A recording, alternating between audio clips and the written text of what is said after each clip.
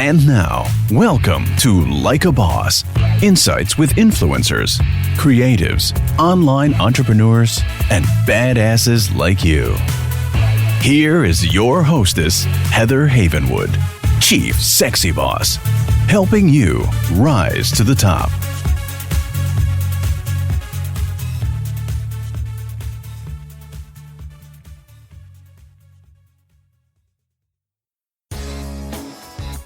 Are you a coach, consultant, small business owner, or online entrepreneur? Do you want to significantly grow your business, triple your list, and double your sales conversions? If the answer is yes, then launching a podcast is the next step. You see, being an expert in your field, having a website is no longer enough to be noticed in today's marketplace. I call it the influencer effect. Being an influencer is the key. You see, people do business with people they know, like, and trust. And having your own podcast helps people to connect with you. If you're interested in having me help you launch your own podcast, grow your influence, and promote your business, then go to influencergrowthformula.com. That's influencergrowthformula.com. And let me help you rise to the top.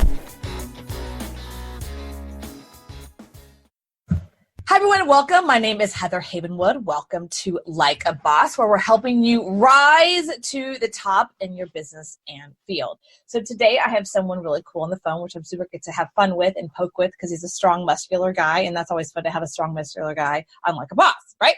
Okay. So Pat Rigsby, are you there? I'm here. You're there. You're big and strong. I get to poke at you. Are you okay with that? I am perfectly fine with it. I'm looking forward to it. Okay, good. Pat Rigsby is a business coach who has built over 25 businesses in the fitness industry, with the 7 becoming million-dollar or multi-million-dollar ventures.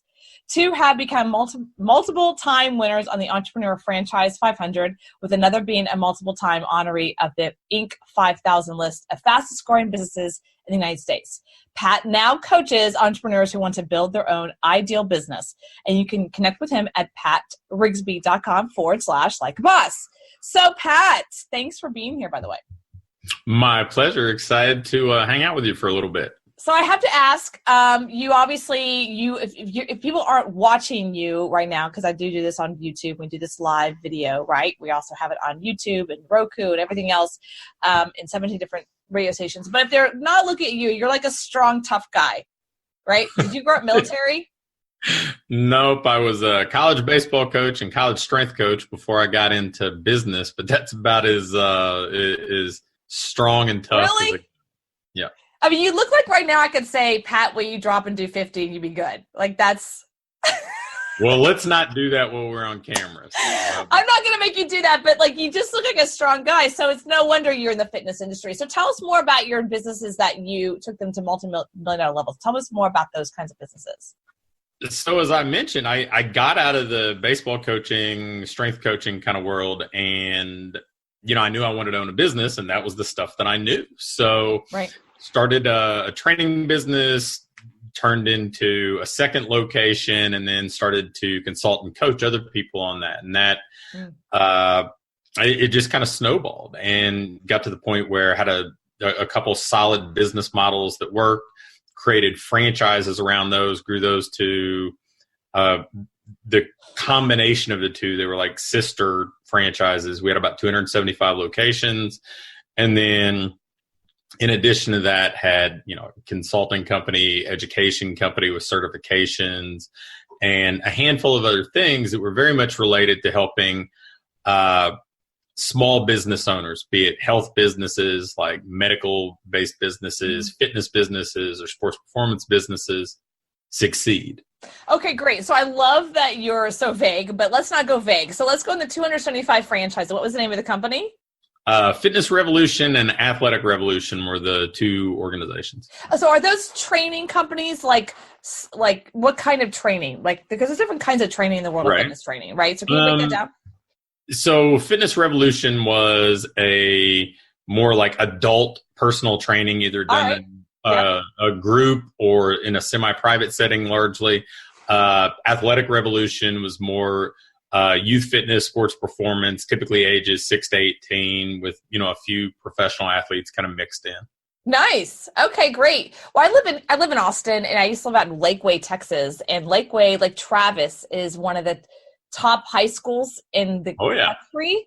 Yeah. Yeah. So there's like football players literally moving here with their kids to take them through Lake Travis to become. And actually, Colt McCoy, who just played first string and quarterback this last 2 weeks, believe it or not, came from Lake Travis and Colt. So I think it's really kind of cool. This is kind of a breeding ground. So I think your business model is so critical. I saw some of the guys here locally, trainers, that moved into that space, which is focusing on that. What would you call that? The teen, preteen age Yeah, group? I mean, adolescent and teen type of stuff, which, it's booming. I mean, it is, huge. It's booming. I remember, this is a true story, Pat. I literally work out at 7 a.m. with one of the trainers that worked a lot with that group.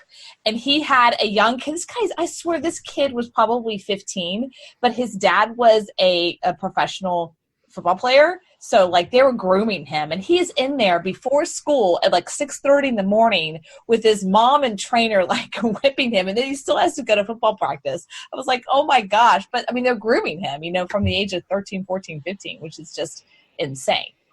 It's crazy. Yeah, it is definitely a different era, and so we were able to build a franchise and some other ancillary businesses around kind of that trend.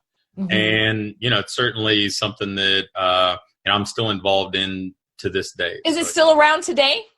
Those businesses are no longer franchises. The purchasers kind of morphed it into more of a coaching type thing. Okay. But I actually co-own an area exclusive licensing program with that same type of model called Athletes Acceleration now. So, yeah. Oh, nice. Okay. Well, it's a big business and it's a very successful business. So that's really great. So, what do you do now? You talk about helping people with their ideal business. What does that mean exactly? So I think most entrepreneurs like you, like me, we have this vision. We start to build something. We're excited about it. And sometimes it just kind of takes on a life of its own. And we almost become reactive to it. And so I said, well, you know what? If we're smart enough to build this great business that throws off money and has a big impact, then we should be able to actually build it in a way that's fulfilling to us, that is providing us the income that we want. We're working with the clients we want to have. So I focus more in on now probably helping people build the business they want instead of just saying, hey, here's my business in a box, come adapt to it. I'd rather craft something that adapts to you. Right. Okay. That makes sense. So tell us more what that looks like. If someone came to you and said, okay, you're a business coach, what kind of clients are you doing and working with? And is it, what kind of businesses? Primarily service businesses, those businesses that I had touched on, health, fitness, sports performance, but I mean, some attorneys, some people outside of those specific industries. And, so we talk about their goals. We talk about what their vision is, who their ideal client is, and then we kind of put all this in a framework that I know that works. So we know fundamentals that work in business, and so we take their individual preferences, strengths, skills, and put this into this really 3-part framework where we attract the right prospects. We take them through a customized kind of conversion process to get those people to move from interested to ready to do business with them. Mm-hmm. And then we deliver a dream come true result through an experience that client's going to enjoy. So we basically retrofit those 3 units to their respective goals and visions and strengths. Well, let's just stop right there. I'm going to put a hole in your whole theory there, because you did say that you work with attorneys, and so having a great outcome is not always the best with attorneys. Fair enough. I will accept that willingly. Yes. I mean, I'm just saying, in the 3 attorneys that I talk to on pretty much a weekly basis right now, you know exactly what I'm talking about if you're listening, which you're probably not, but that's okay. So other than attorneys, I get what you're saying. So what I hear, and I used to work with my ex was actually a chiropractor, and so I actually worked in his business. And so some of those systems and structures of being able to bring someone in and convert them and have them do a service over a period of time and have them be healthy and well and feeling good when they leave. I mean, that's kind of what you're saying, is like attracting them and converting them with that systems and structures and actually having the result. And that's a challenge, especially when you're dealing with the human body and you're dealing with issues with the human body that you can't necessarily foresee. You can't always control all the elements, you know? Are there certain kind of elixirs or certain things that you do with businesses like in the health and wellness? I kind of stay in that service business, health and wellness space where it's different than other business coaches? I probably have focused more on avoiding the one size fits all approach. Most people say, hey, let's just throw up a Facebook ad and try to convert people to Facebook ad and get them to decide in the moment to make some sort of annual commitment and join whatever program. And, you know, the business owners tend to struggle with that. Like, it sounds good in theory, but it's not the way that we actually buy stuff. Right. So, I tend to focus a lot more on getting those prospects to go. Like, in any business or any market, there are people who would benefit from what you have to offer. So those people are just invisible to you in many cases. So we've got to turn the invisible into visible. And then we get them to raise their hand and say, I'm interested in the benefit you can provide or the solution you offer.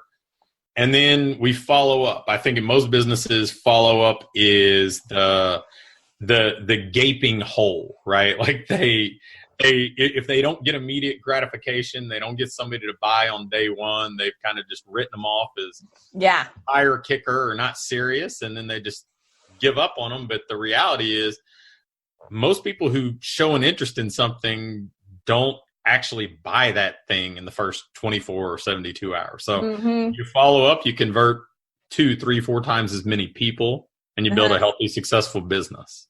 I think about, and I'm going to ask you next about trends, like trends in the business, health and wellness space. I don't know if you know anything about it, but I'm going to ask you about it. But it just reminds me, I'm here in Austin, downtown. So there's kind of what I call eclectic of all kinds of cool stuff. They try things out here a lot, I think. Yep. And there's a company here that basically you go and sit down, you put a needle and you sit there and you get IV of B12 and glutathione and cool stuff. Now they market it. How they market it is actually for the person who's drunk the night before, like the hangover market. And I get that because it's near downtown Austin at 6th Street. I get the marketing behind it.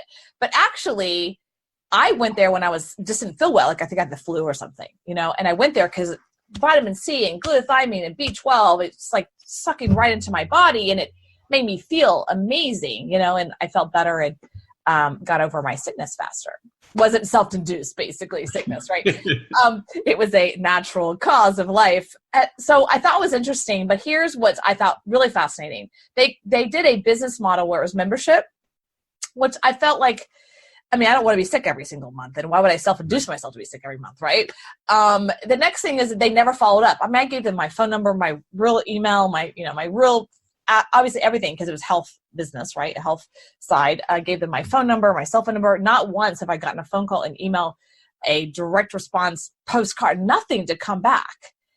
And I just think that's interesting. I mean, they're just a gaping hole against follow-up is what I'm pointing there. But my question to you is just, you know, are you finding trends, different kinds of new trends are happening, or do you work with, you know, just can you talk about the trends at all going on in the health? Yeah, I mean, right now we see a lot of boutique type of fitness businesses or health businesses pop up. I mean, we see everything from Cycle Bar to Orange Theory, Pilates and Orange Theory, and you know, you see IV therapy, you see meditation studios, you see all these different people that, you know, there's an interest, there's an awareness, and then you see people who are influencers, the Tim Ferrisses of the world, or you, or whoever else that talks about it. Yeah. And so now there's enough awareness that they think, okay, well, we can build a business around this one thing instead of in the past, it was, hey, we're just going to have a health club that has a little bit of everything.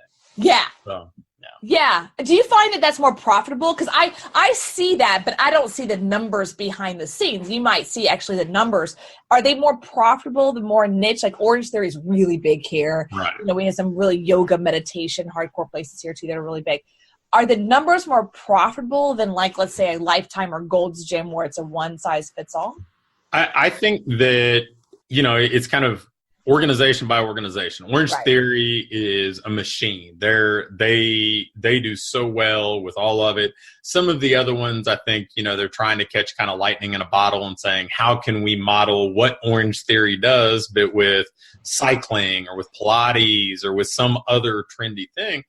Some of them do well, some of them don't. Usually it's tied to things like marketing and follow-up. I mean, they've all got something to sell, but if they've got 100 people that come through the door in a given month to try out what they have, like you did, and they're not following up on those, I mean, it's a revolving door, and that type of thing it's just not sustainable. There are only so many people that live close enough by to try it out once and never come back. I mean, you have to maximize the lifetime value somehow. Whoever's behind Orange Theory from a marketing perspective is brilliant. Something that they did here in Austin is they spray painted a bunch of bikes orange and just like left them around the city kind of thing with their name on it before they even opened. And now they've opened there's 3 from a 5-mile radius just for my location alone. And they're packed. And I went to a couple, not my thing, but they were packed, and they're always packed. And they're doing very well financially. So I hear, again, I'm not looking at their books, but I think they're doing well. They keep opening more and more. I'm curious, as someone who's in that industry, why do you think that trend's happening? Why do you think the consumer's wanting that? Or do you have any data on that? Well, I think that people want something that they feel like is more unique to them. So something that's more boutique is always more appealing than something general. Obviously, people buy convenience. So they have a bunch of small locations that they can pop up in closer proximity to somebody instead of making everybody drive further for a bigger location. And, the smaller ones that do well, I mean, it's almost universal in seeing that they're good at marketing and selling. The ones that struggle in the fitness industry or any industry are usually the ones that think that, hey, we build it and people will just flood in the doors.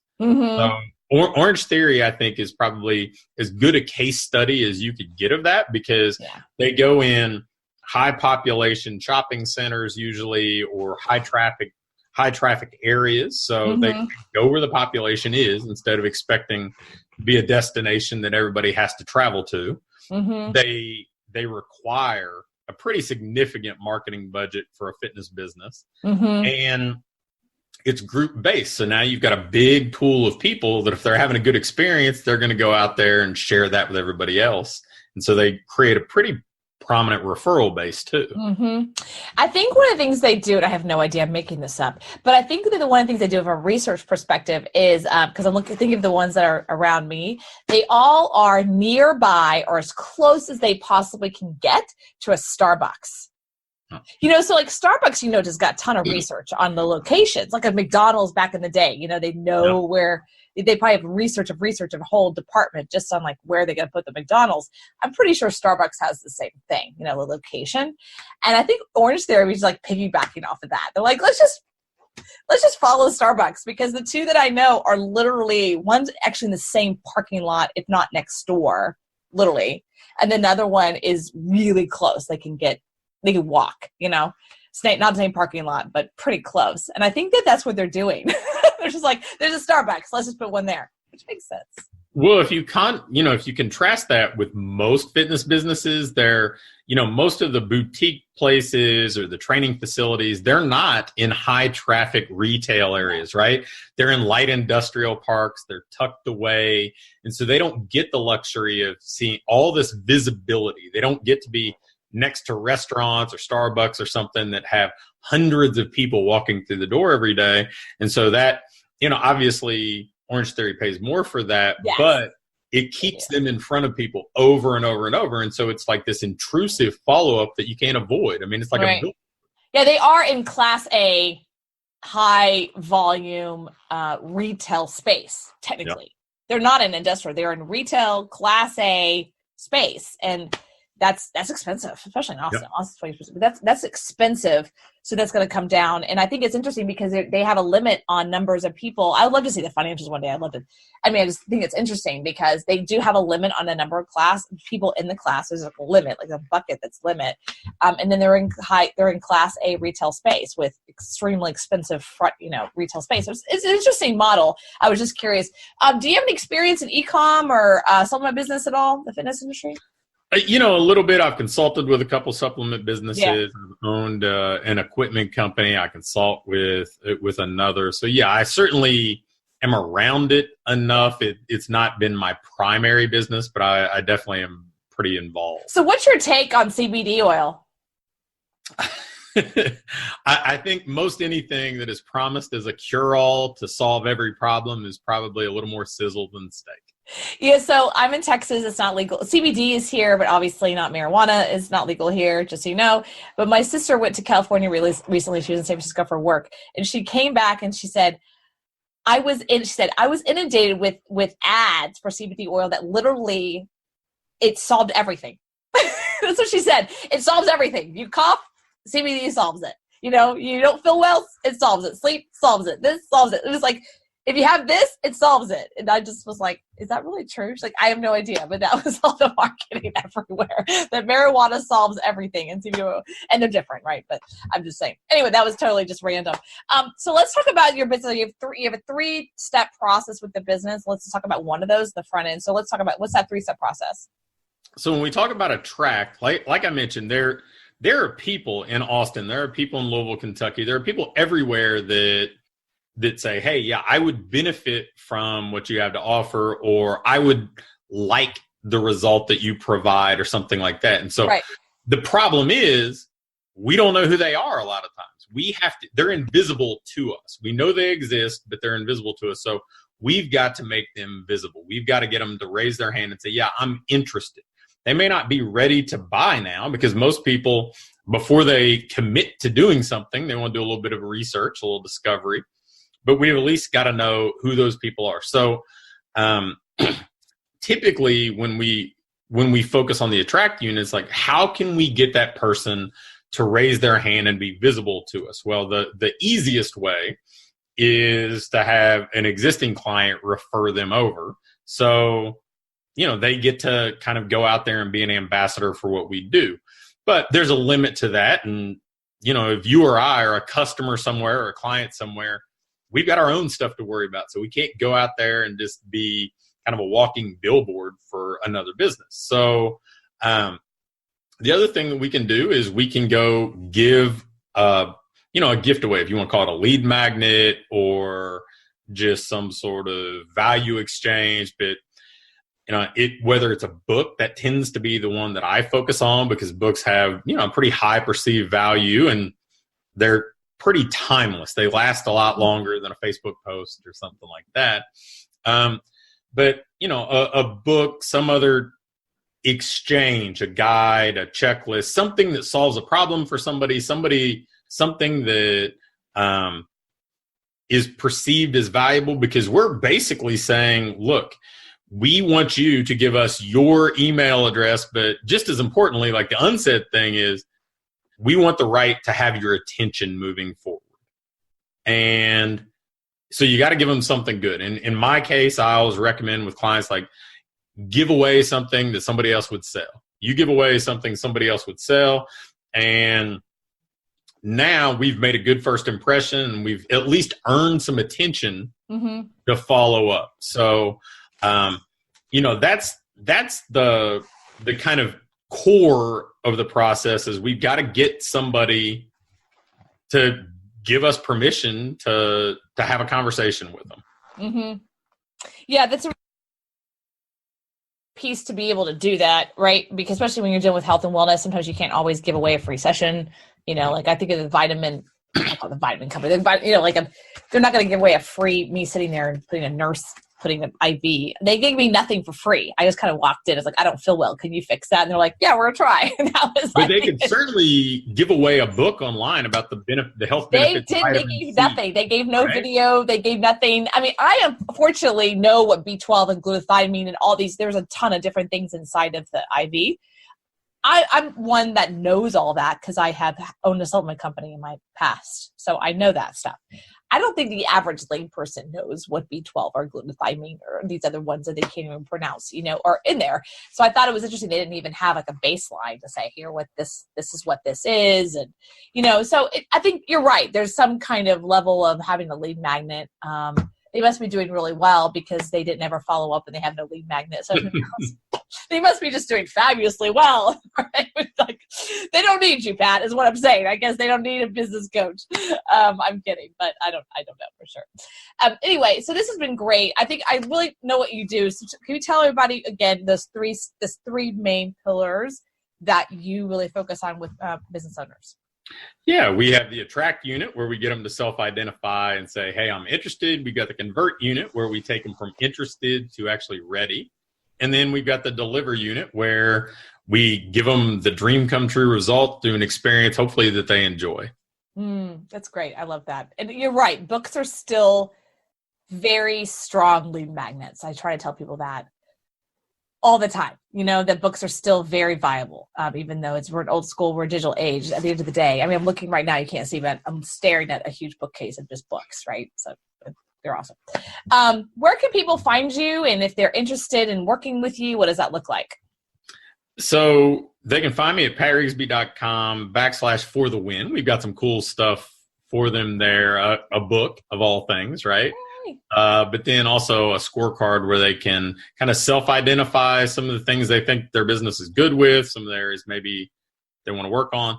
How does it work to work with me? I mean, really, I just connect with people over a call and see if I can help them move their business forward in the areas that they want to work on to reach what I would define as their ideal business.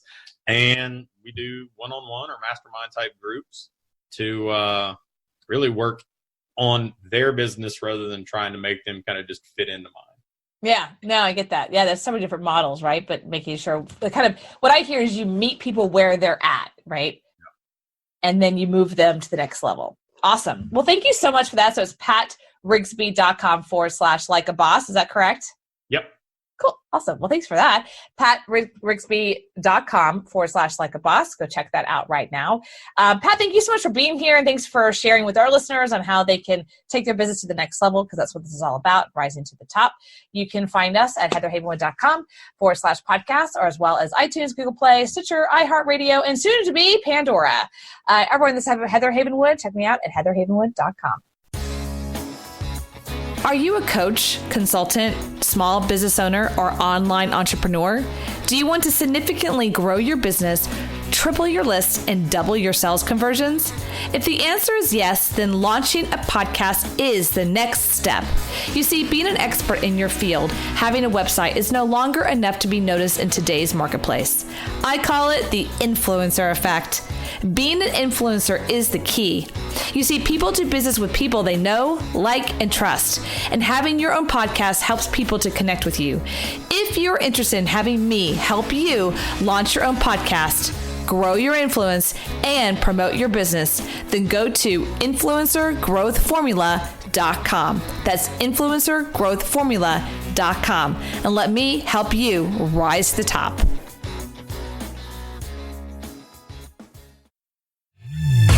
Thank you for listening to Like a Boss, helping you rise to the top.